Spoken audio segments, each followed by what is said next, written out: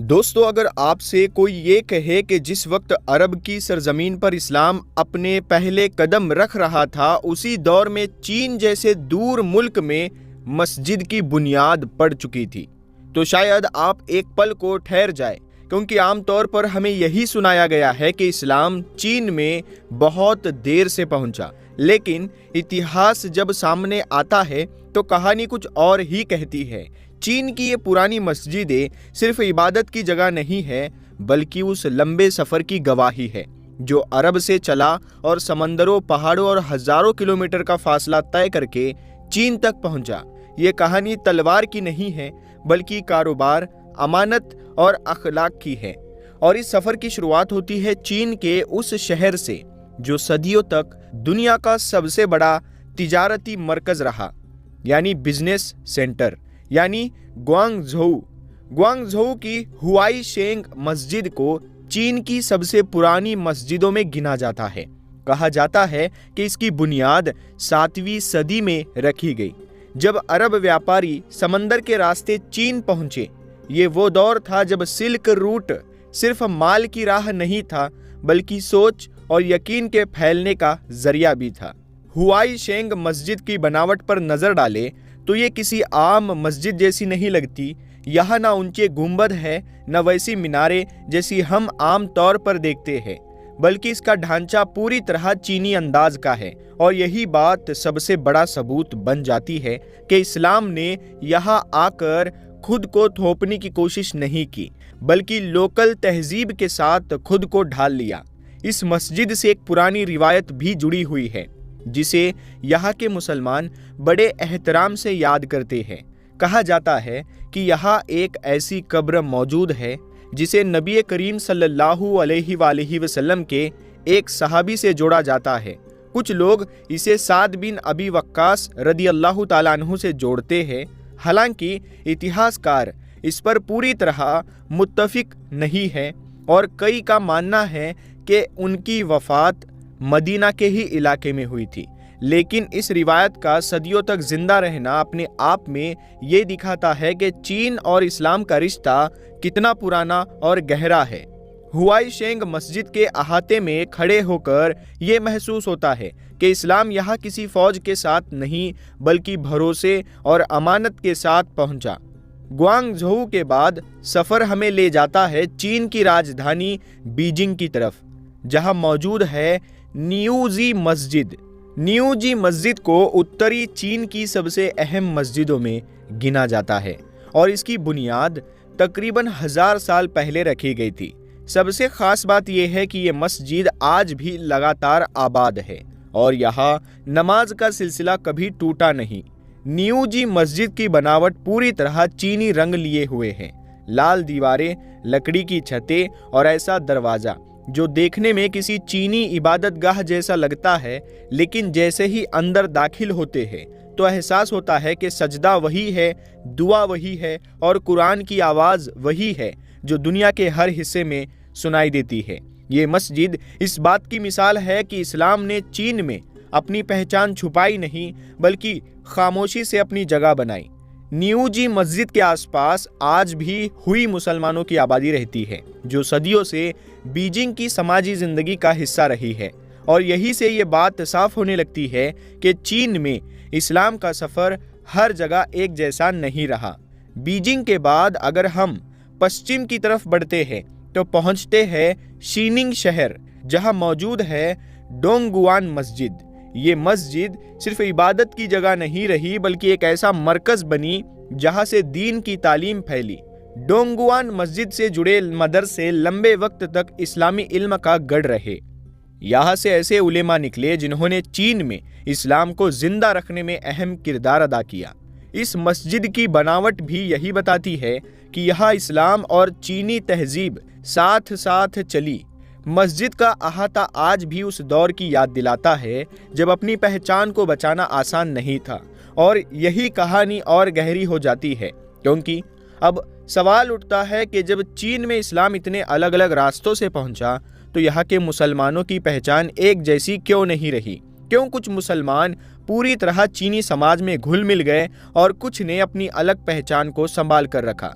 इसी सवाल का जवाब हमें आगे सुनने को मिलेगा, जहां मस्जिदों से आगे बढ़कर हम उन लोगों की बात करेंगे जो इन मस्जिदों में नमाज पढ़ते थे, जो चीनी भी थे और मुसलमान भी, और जिन्हें आज हम हुई मुसलमान के नाम से जानते हैं। अब कहानी उस मोड़ पर पहुंचती है जहां चीन की मस्जिदें सिर्फ इबादत की जगह नहीं रहती, बल्कि वहां रहने वाले मुसलमानों की पहचान बन जाती है। और इसी सिलसिले में अगली मस्जिद है चीन के दूर पश्चिम में काशगर शहर की मशहूर ईदगाह मस्जिद। काशगर वो शहर है जो सदियों तक सिल्क रूट का अहम हिस्सा रहा। यहाँ से कारोबारी काफिले गुजरते थे और यही अलग अलग इलाकों के लोग मिलते थे। ईदगाह मस्जिद की बुनियाद कई सदियों पहले रखी गई और आज भी ये चीन की सबसे बड़ी मस्जिदों में गिनी जाती है।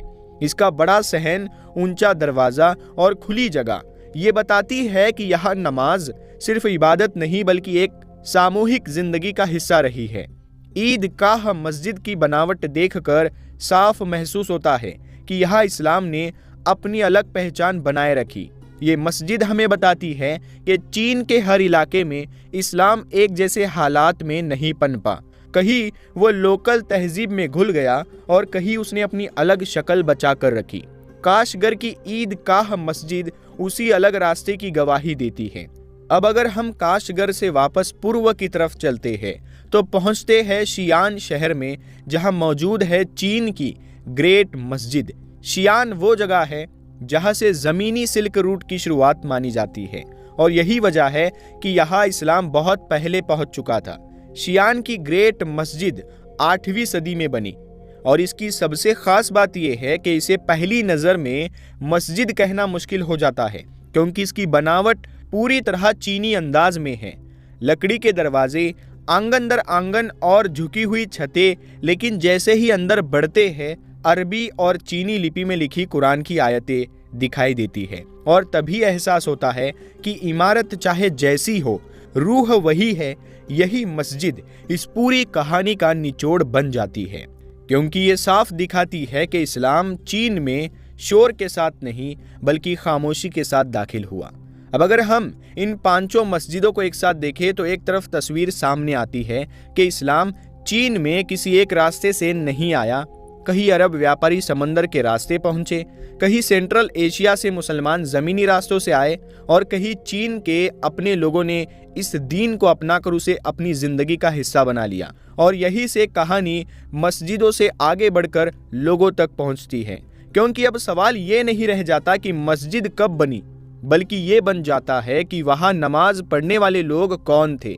और यही से सामने आते हैं हुई मुसलमान। हुई मुसलमान वो लोग थे जिनके बाप दादा अरब, फारस और सेंट्रल एशिया से आए, मुसलमानों से जुड़े, लेकिन वक्त के साथ उन्होंने चीनी ज़बान अपनाई, चीनी लिबास पहना और चीनी समाज का हिस्सा बन गए। उन्होंने इस्लाम को छोड़ा नहीं बल्कि उसे अपने माहौल के मुताबिक जिया। यही वजह है कि हुई मुसलमानों की मस्जिदें देखने में चीनी लगती है, लेकिन उनके अंदर की इबादत वही रहती है जो दुनिया के किसी भी हिस्से में होती है। हुई मुसलमानों की कहानी ये साबित करती है कि इस्लाम किसी एक नस्ल या ज़मीन से बंधा हुआ मजहब नहीं बल्कि हर समाज में अपनी जगह बना सकता है। लेकिन चीन में इस्लाम की कहानी यही ख़त्म नहीं होती, क्योंकि इसी मुल्क में एक और मुस्लिम समुदाय भी रहा जिसकी पहचान बिल्कुल अलग रही, और वो थे उइगर मुसलमान या वीगर मुसलमान। उइगर मुसलमानों की ज़िंदगी उनकी ज़मीन, उनकी ज़बान और उनकी तहजीब से गहराई से जुड़ी रही। उन्होंने खुद को चीनी समाज में पूरी तरह नहीं मिलाया बल्कि अपनी अलग पहचान बनाए रखी, और यही फ़र्क आगे चलकर उनके हालात को अलग दिशा में ले गया। हुई और उइगर मुसलमानों के बीच यही बुनियादी फ़र्क है। हुई समाज में घुल गए और उइगर अपनी पहचान के साथ खड़े रहे। इसी फ़र्क को समझे बिना चीन में इस्लाम की पूरी तस्वीर समझना मुश्किल है। इन 5 मस्जिदों की दीवारें हमें यही बताती है कि इतिहास एक जैसा नहीं होता।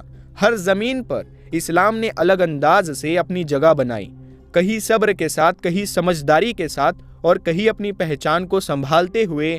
आज जब हम इन मस्जिदों को देखते हैं तो हमें सिर्फ इमारतें नज़र नहीं आती बल्कि उन लोगों की कहानी सुनाई देती है जिन्होंने दूर देश में रहते हुए भी अपने ईमान को संभाल कर रखा और बिना टकराव के अपनी मौजूदगी बनाए रखी। और यही वो वीडियो पूरा होता है, लेकिन कहानी अभी बाकी है, क्योंकि अगली वीडियो में हम पूरी डिटेल के साथ हुई मुसलमानों के इतिहास को समझेंगे कि वो कैसे बने, कैसे उन्होंने चीन में अपनी जगह बनाई, और उसके बाद उस मुश्किल लेकिन ज़रूरी कहानी तक भी पहुंचेंगे जिसे उइगर मुसलमानों का इतिहास कहा जाता है, ताकि चीन में इस्लाम की कहानी अधूरी नहीं बल्कि मुकम्मल समझी जा सके। फिलहाल ये वीडियो आपको अगर पसंद आई है तो आप इसे लाइक करें, अपने दोस्तों में ज़रूर शेयर करें, और नेक्स्ट वीडियो आएगी हुई मुसलमानों के ऊपर, तो चैनल को सब्सक्राइब करके रखें और बेल आइकन को ज़रूर दबा दें।